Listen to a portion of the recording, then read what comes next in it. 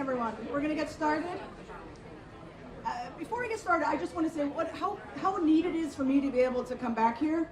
So before I became Secretary of Commerce a long time ago, my law practice was actually up there in that building up there, so it's really cool for me to be here.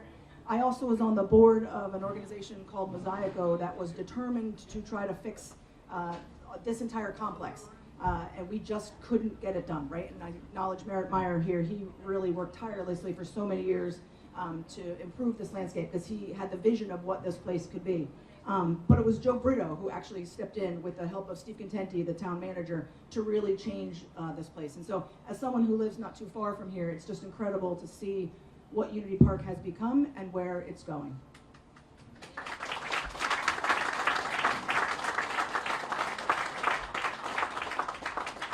So let me get started with the formal program. So I want to thank Joe Brito and his team. Thank you so much for hosting us here in the lovely town of Bristol, my hometown. I like to talk about it as much as I possibly can. There's this thing called the 4th of July Parade, if you haven't heard about it.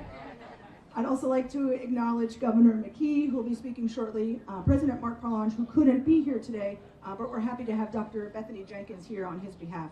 We also have Senator Ujifusa and Representative Speakman and Representative Susan Donovan, who, just to show you small town politics, was my kid's school principal and gym teacher. So, and did you know the Gutierrez is closing? 100 years, very sad, yes. I also want to recognize Bristol Town Administrator Steve Contenti and his town officials, and I think my husband's boss is here, Diane Williamson, if I saw her, so there she is. I also want to thank Laura Fusco from Senator Whitehouse's office, Chris Albert, and I think Aaron's here from Senator Reed's office, and of course Kate Michaud, a local friend of ours from Congressman Amo's office. We do have the best congressional delegation in the world, and we're so happy to have their representatives here with us. I also want to thank the Commerce folks that are here today. They're the ones who actually make all of this work. We have Will and Gloria, Daniela, Doris, Amy, John. I'm sorry if I missed anybody, but these are the folks who actually make all these things happen behind the scenes. And thank you to all of you for joining us today. The governor called up this weather for us, he said, so we should thank him very much for making that happen. Rhode Island is the ocean state. We know it drives tourism. People from all over the world have been coming to Rhode Island for centuries for our beaches, our history, our food, and our sites. But the ocean is actually an economic driver for us.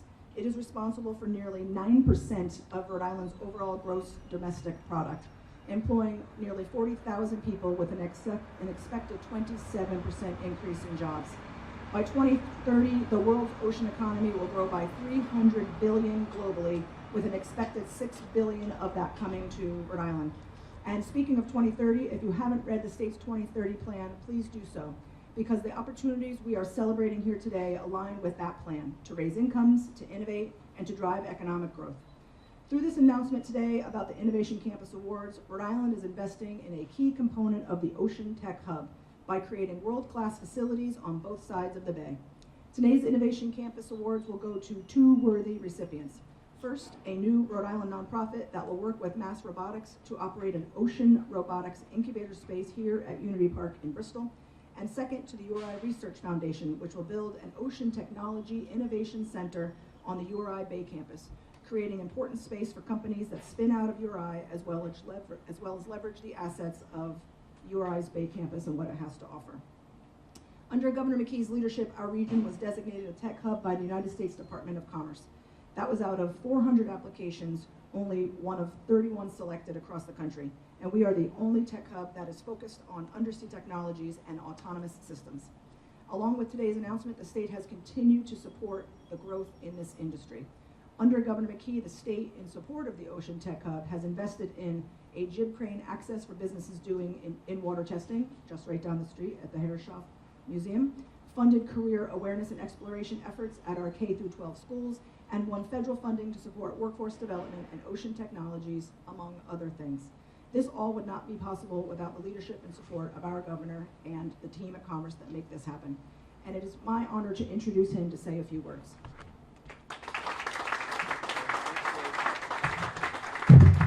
Yeah, thanks, Liz, and get those stuffies ready for the 4th.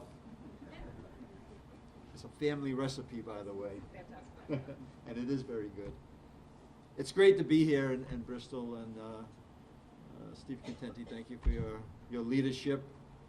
And and your involvement in the community, but also the fact that you've opened up a great deal of opportunity here in Bristol, and I know your leadership with your council has had a great deal to do with that. So Steve, thank you so much. Happy to be here with, of course, Secretary Tanner and Dr. Jenkins from URI. I can't speak highly enough of URI. By the way, URI is the #1 public university in the state, in New England, and it's only moving further and further up and away. So we love URI. So thank you so much for being here. Joe Brito, your leadership, and it takes entrepreneurs like yourself to actually make these things happen. So Joe, thank you so much for your leadership. You know, innovation is really at the core of what's happening here in Bristol. And it's also the core of what the Secretary talked about with this Rhode Island 2030 plan. And so that plan is a document that will never be completed. We're in our 4th draft. We're putting together the 4th draft right now. And it continues to add the work that has happened over the last several years with the leadership that is in place right now. We thank the General Assembly as well for their leadership in supporting the efforts to strengthen our education, to raise our incomes and families, and to create a healthier communities. And the fourth piece of that, the four-legged stool, is the fact that we're building things. And we're investing in things that are actually creating jobs. And those jobs are feeding into the economy in a way where we haven't seen before. We have billions of dollars of work in the pipeline, both public and private investment that's going on right now. So we're seeing signs of growing innovation across the state. New manufacturing facility for self-driving underwater vehicles just opened up here in Bristol, and a new biomedical company recently set up in operations in Smithfield.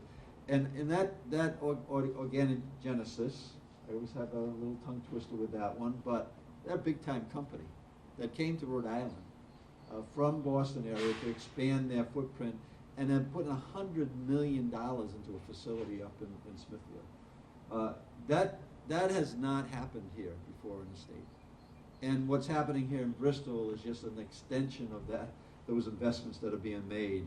And over Quonset, a new company is expanding its sea glider manufacturing, and we're adding another 300 jobs in this blue economy area. We know I had a presentation at Commerce just maybe a year ago that outlined the job growth that is here right presently in Rhode Island. I believe there was close to 6,000 new jobs at that time. I think it was 5,400 jobs, just on projection in terms of the investments that are currently being made and the ones that we anticipate. So these success stories are a testament to the forward-thinking business environment that we've been able to build together. And this grant program that we're talking about today continues our momentum. It's a strategic investment in our blue economy, creating the jobs, expanding opportunity, and positioning Rhode Island as a national leader for ocean tech development.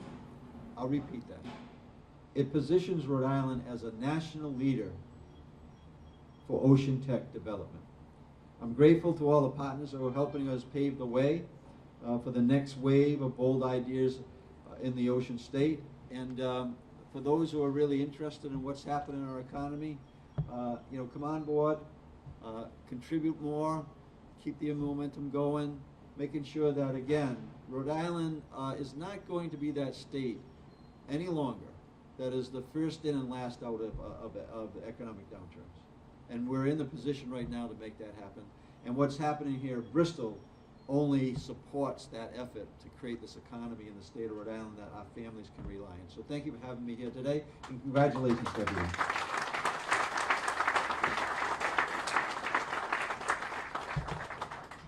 Thank you, Governor. URI has been an instrumental partner in Innovation Campus program since inception, and both URI and President Parlange have been critical partners on the Ocean Tech Hub initiative. We wish President Parlange could have been here today, but we are thrilled to have Dr. Bethany Jenkins, URI's Vice President of Research and Economic Development, with us to say a few words.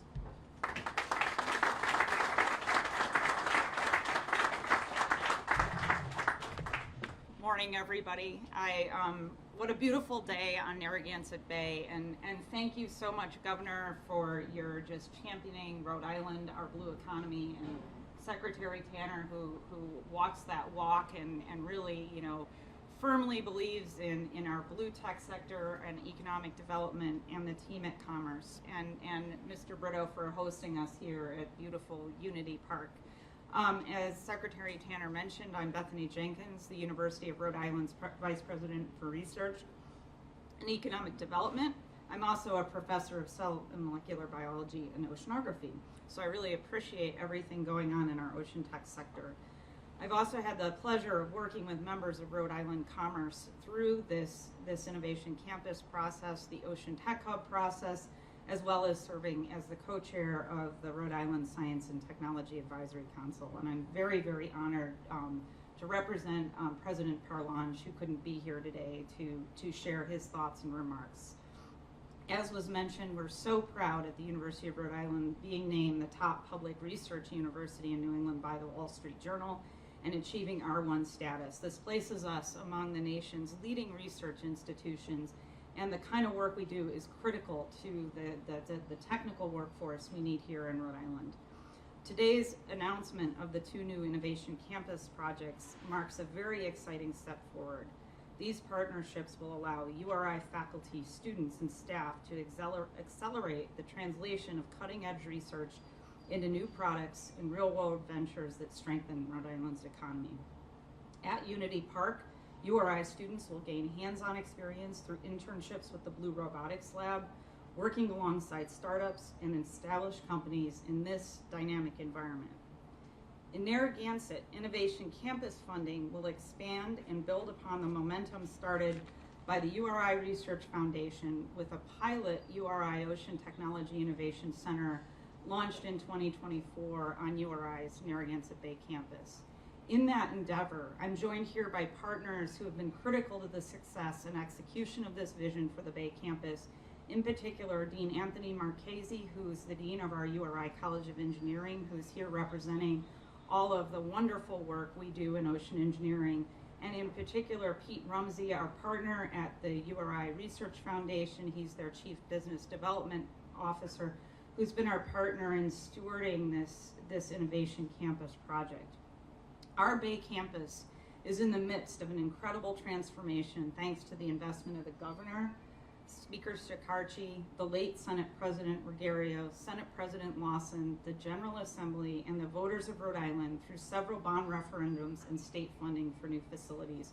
We are so grateful and believe this is a key investment that's going to propel Rhode Island into the future. The Ocean Technology Innovation Center has direct water access through a new pier, a major investment by state leaders that allowed URI to successfully compete for a new $100 million National Science Foundation funded oceanographic research vessel that will be called the Narragansett Dawn. It's being built currently down in Louisiana. The new Ocean Technology Innovation Center will be immediately adjacent to URI's new Ocean Engineering building and just a few steps from the URI Ocean Robotics Center, and a short drive to existing and new defense industry partners that include those in Newport and nearby Quonset. The Ocean Engineering Complex will have capacities truly unique in our region, some truly unique in the world, including a large 100-meter, think about it, an Olympic pool is 50 meters, so this is a 100-meter wave and tow tank that will help us test all of these instruments as well as model coastal resilience. There's also going to be a very novel, cutting-edge deep test tank for ocean acoustics experiments that will be one of the largest in the country. These brand new state-of-the-art facilities represent the state's support in the university and the future of blue economy innovation for Rhode Island. The URI Ocean Technology Innovation Center will be ideally positioned to support the state's growing blue economy workforce. Our ocean engineering department alone has over 800 alumni working in Rhode Island. Despite being a small and in temporary space, the pilot OTIC has already helped land and launch 3 companies, one of which chose Rhode Island specifically because of the facilities. With this new investment, the URI Research Foundation can expand OTIC's space and impact. along with over 24 partners from government, industry, and NGOs that are already engaged with our Bay campus, we are creating a vibrant hub for innovation.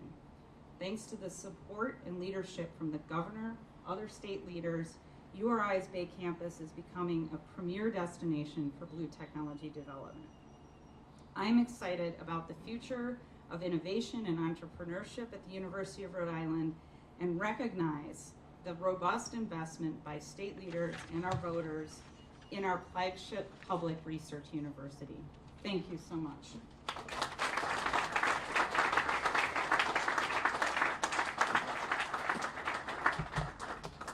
Thank you, Dr. Jenkins, and thank you to the URI team. I see Pete and Christian and Christine and Catherine, and I'm forgetting names, so I'm just saying hi and thank you to everyone. So thanks so much for everyone for being here.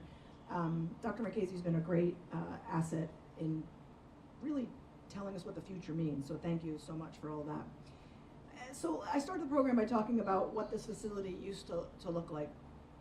I remember lots of broken windows, I remember leaky roofs. I remember walking through here when there were broken down boats in there and it was very wet on the floor and you could see the animals flying through the building, to be perfectly honest.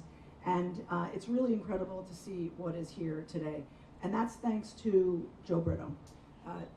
It really all changed when he got involved. And so it's been really inspiring to see what's been able to be transformed here in what was formerly called the Bristol Industrial Park into what's now called Unity Park and what you see here today. It's truly emerging as a hub of the Ocean Tech Hub, sort of a hub within a hub. And what we're really excited about is this Blue Robotics Lab, which afterwards you can take a tour if you would like. But now I'd like to ask Joe Brito to say a few words about the incredible work he's accomplished.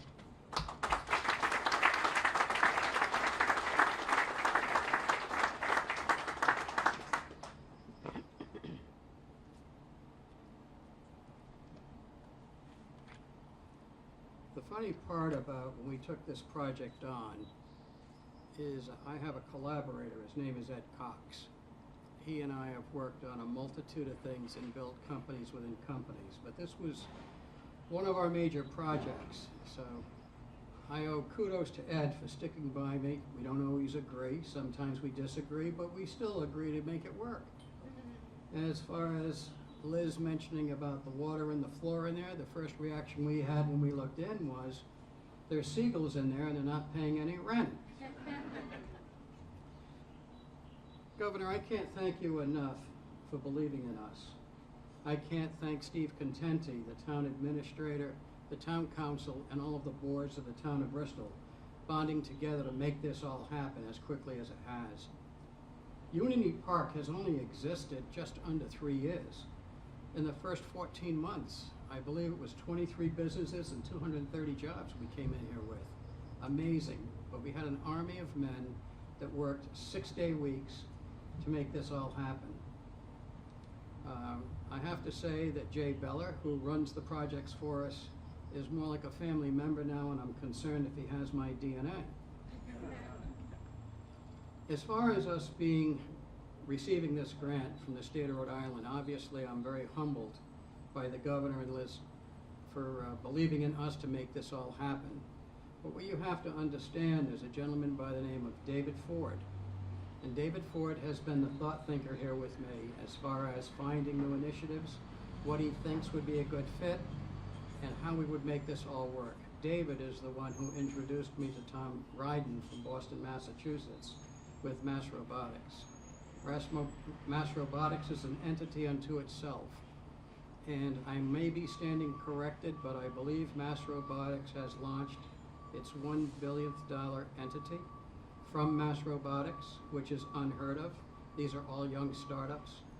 So if you would bear with me just for a few minutes, I'd like to have Tom just say a few words about Mass Robotics and why he's coming to Bristol, Rhode Island and the state. Just a moment.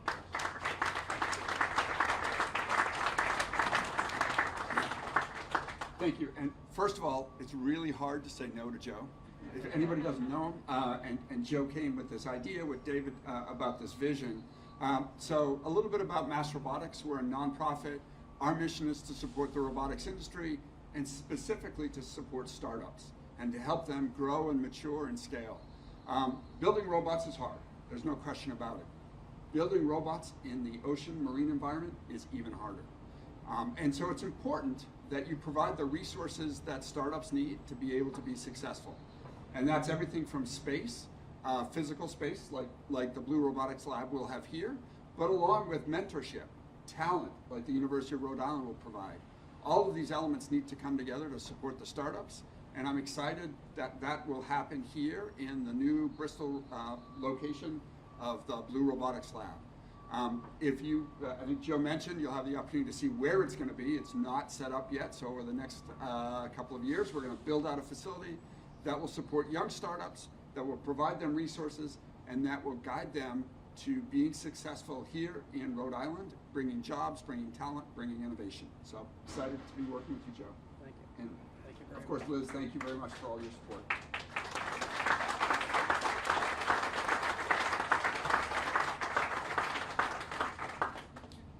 I'm a firm believer that you don't look out the rear view mirror, you look out the windshield to see where you're going and not look back as to what you've accomplished.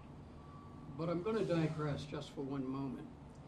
You see, by the governor believing in us in the infancy of Unity Park, there was an entity called Flux Marine. Two young guys out of Princeton that wanted to start electric outboard motors.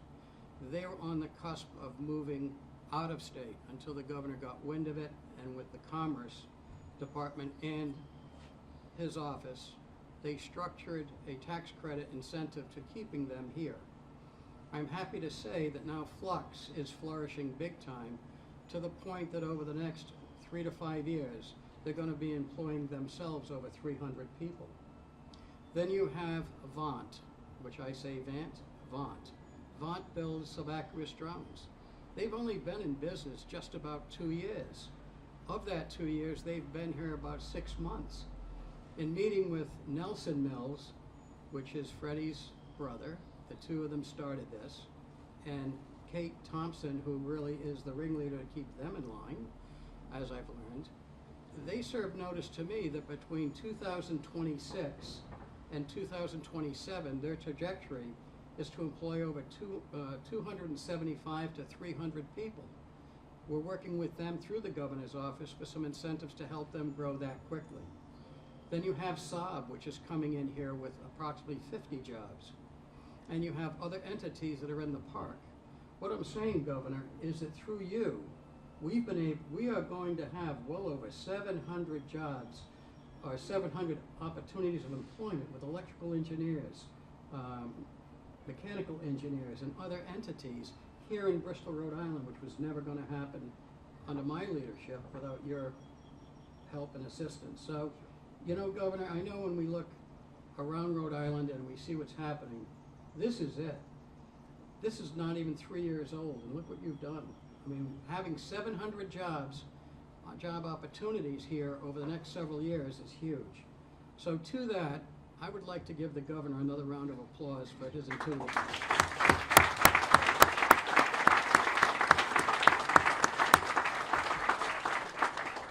Thank you very much. And again, this never would have happened without the town council's blessing and the town administrator and us all working collaboratively to make it happen.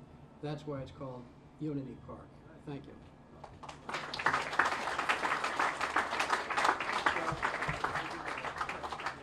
Thank you so much, Joe. We can't wait to see what happens next. I would like to thank everyone for coming here today. You know, ocean technology is truly a unique economic development opportunity for Rhode Island and our region. And we're really excited about seeing both of these projects take off. But we know that what's special about these projects is it will lead to many more projects. The work that we're going to be doing is going to drive innovations, commercialization, and job growth in the ocean state that will pay dividends for years to come. Before we wrap things up, I'd like to once again thank the governor, the representatives from the congressional delegation, the members of the General Assembly and the town who are with us here today. And as a reminder for anyone who's interested, Joe Brito's team will be providing walking tours of Unity Park at the end of this session, along with Bristol Town Administrator Steve Contenti. And so if anyone is interested in that, they can meet sort of behind the tent. Now I'd like to invite the Governor McKee, Joe, Dr. Jenkins for a photo. Where do you want to take this, Matt? We're going to take this picture right here. So any other representatives from General Assembly and Town Administrator, if you'd like to come up as well.